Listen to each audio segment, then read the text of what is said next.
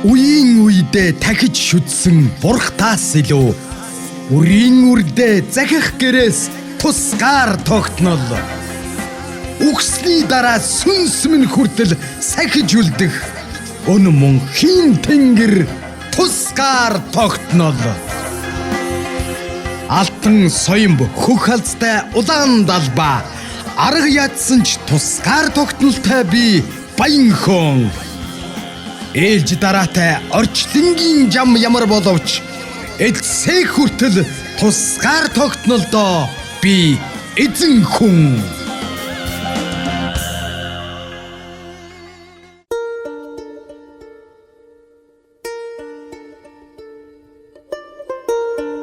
Бид яах вэ?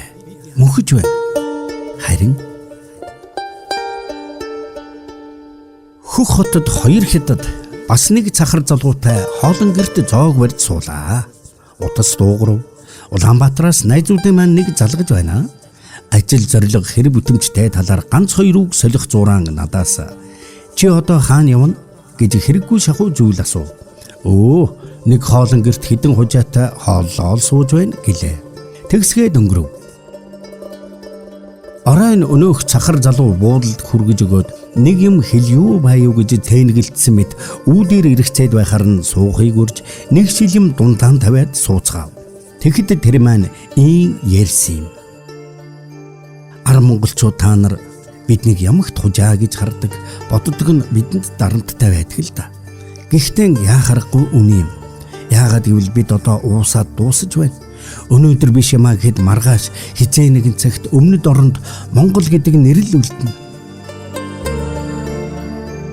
Маш олон залуус Монголоо мартаж байна. Хятадтай сууж байна. Хятадын зүгээс ч хэцүү юм их хийж байгаа. Чадaltaй монгол залуусыг мөнгөөр хоолойдон тултал цатгаж Хятадыг дагсан учраас та нар ийм сайхан байгаа юм гэж ойлгуулж байна. Монгол сургуулиудыг хааж байна. Энэ хүн далай дотор атгуудаа шиг цөөхөн бид яаж ч хичээгээд нэмэргүй. Хаашаал харна хятадууд. Бид хэдий төрлөх нутаг дээрэн байгаа ч гэсэн тэр нутгийн маань шороо бүхэн нь хятад болчихвол бид яах ч билээ дээ.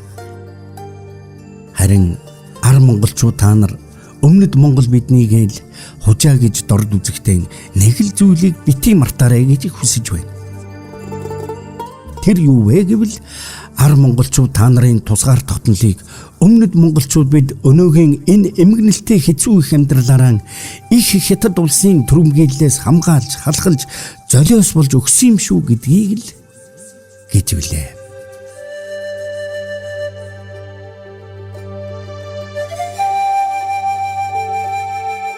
(2011 оны 5 сар)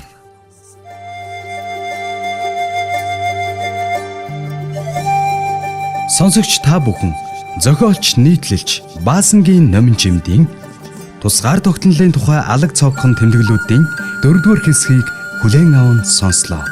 Нийтлэлийг үнссэн жүжигчин Алтан Гэрэл, найруулагч Амар Бат.